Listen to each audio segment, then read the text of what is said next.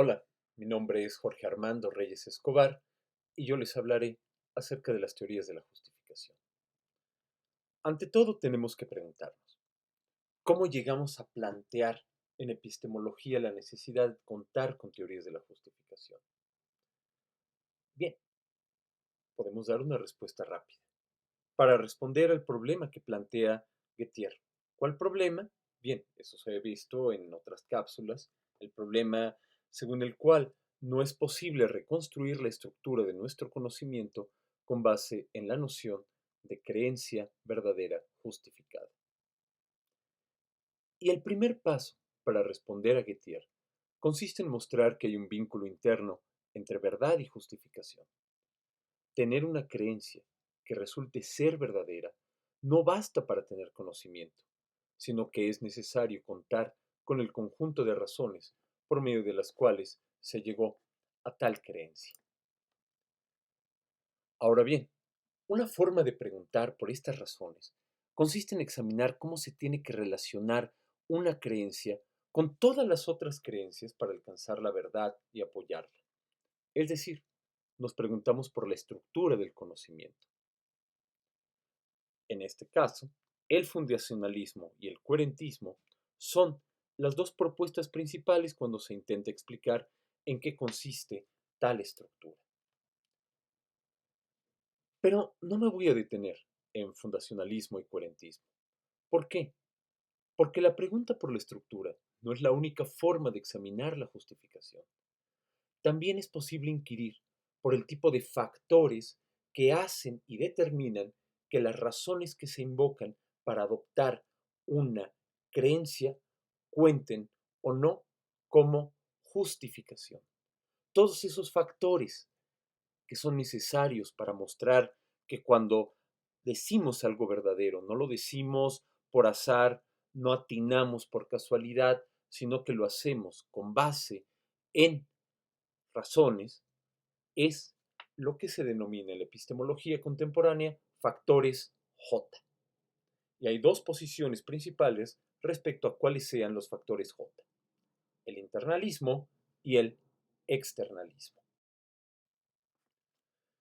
Una teoría de la justificación se clasifica como internalista o externalista en función de cómo responda a la pregunta: ¿qué tipo de estados, de asuntos, determinan el estatus justificativo de una creencia u otras actitudes doxásticas? A los factores que ayudan a establecer el estatus justificativo de una creencia se les denomina generalmente justificadores o factores J. Así, la pregunta básica es si los justificadores o factores J son de naturaleza internalista o externalista. Pero, ¿qué es lo que dice cada una de estas posiciones? Vamos a comenzar con el internalismo.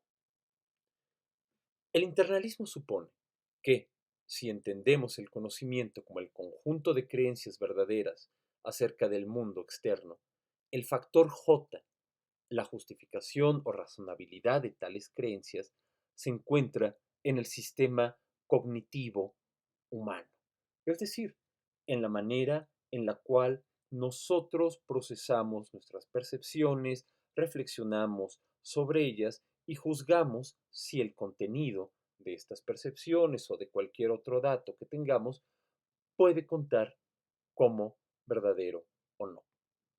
Tenemos así una primera formulación.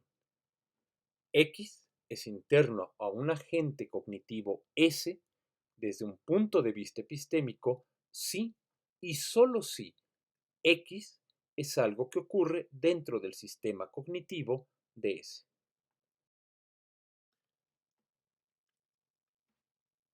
En contraste, tenemos una posición denominada externalismo.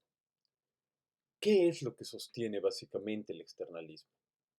Que una creencia está justificada si es producida por un proceso que demuestra ser fiable en nuestro entorno. Esta posición sostiene que hay, por lo menos, un factor J que no es accesible, al menos no necesariamente, a la conciencia reflexiva. Tenemos que aclarar que esto no significa que los factores J sean incognoscibles o que nunca podamos dar cuenta de ellos. Más bien, la idea es que puede haber razones que a pesar de no estar cognitivamente a disposición de los sujetos, es decir, a pesar de que los sujetos no sean inmediatamente conscientes de ella, desempeñan el papel de un factor J. Cada una de estas posiciones, internalismo y externalismo, dejan numerosas preguntas que no podrán ser tratadas el día de hoy en esta cápsula. Por ejemplo, en el caso del internalismo, queda una duda importante acerca de qué cuenta como interno el sistema cognitivo de una persona. Habría que incluir, por ejemplo, procesos neuronales o aspectos emocionales, o únicamente tendríamos que contar con los procedimientos reflexivos mediante los cuales damos cuenta de la formación de creencias. Y en el caso del externalismo, queda la cuestión de si nosotros tomamos únicamente a los procesos fiables de formación de creencias como el factor J, ¿hasta qué punto estamos de nueva cuenta abriéndole la puerta al azar, a la casualidad, al momento de hablar del conocimiento? Es decir, ¿hasta qué punto cuando yo digo que conozco, no me estoy apoyando en haber tenido la suerte de educarme o de criarme en entornos que cuentan con formas fiables de formar creencias? Esas preguntas, sin embargo, serán cuestión de otra cápsula. Muchas gracias. Hasta luego.